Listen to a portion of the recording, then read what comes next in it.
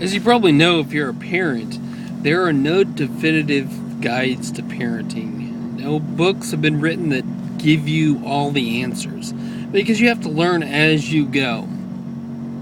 But then, that said, I have a book called Daddyhood, which I wrote a few years ago. It's about having young daughters. It's just a funny haha book, but I've got some pointers in it. I'm planning on coming out with another book this year called Tweenity, which is about having daughters who are tweens and early teenagers. And again, it's not like a total guidebook. I mean, you're going to learn stuff along the way, but the books that I write, you get little anecdotes, reflections. You learn little things about that have worked for me, that have not worked for me. I mean, you can learn without making the mistakes, because usually you have to make mistakes to learn from them. You can learn from my mistakes, I guess. But the point of this vlog, besides just talking about how cool it is that I'm a published writer, because I like that. No, the point is, I have this tip: just be there. I think that arches over everything. There's no specific thing you have to do. Just be there, be present.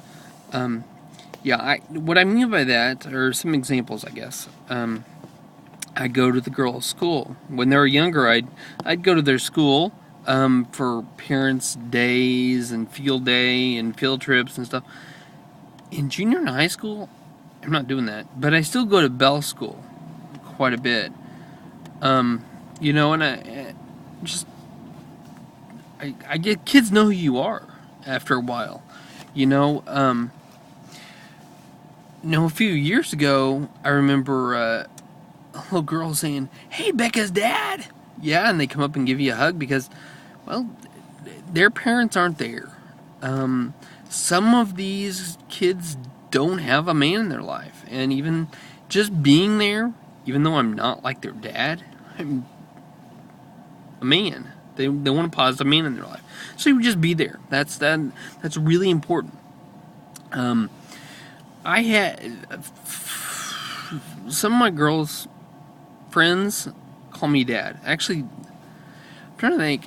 There's like 4 or 5 girls who we hang out with and see us and stuff, and they call me dad, which is fine, I mean, a couple of these girls don't have fathers at home, but so I'm just being the man in their life. Doesn't mean I'm the best man, but I am a man, and that's what's important. When it comes to like being the man in your girl's life, they're going to judge, either rightly or wrongly. Everyone in their life will be judged based off the standard that you set, in effect. I mean, because you've heard the saying, "I married a man just like my dad." You've heard that.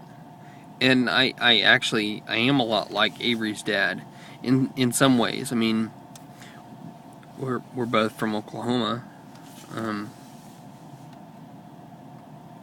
Yeah, that's the only thing I can think of right now. Really, just off the top of my head, because we're different. But there's similar qualities will go into the man they like. Your daughters will fall in love with someone who's got something similar to you. Maybe the same kind of sense of humor.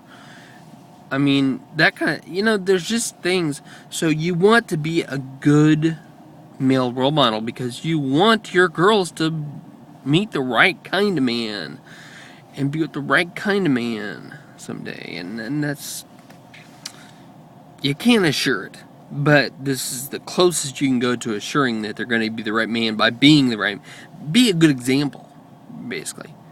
And if you have sons, it's not the same, but they try to they try to emulate you. They pick up your good qualities, and they pick up your bad qualities too. Like they'll grow up being a lot like you, so you want to be a good example for them, because their lives will change based on how you live yours. I mean, it's correlation. It really is correlation. So, there's my advice today about parenting. Be present. Be a good dad. Or just be a dad. Be there. I mean, even if you're not always the best, because we can't always be the best. We're imperfect humans. But what we have control over is actually being there.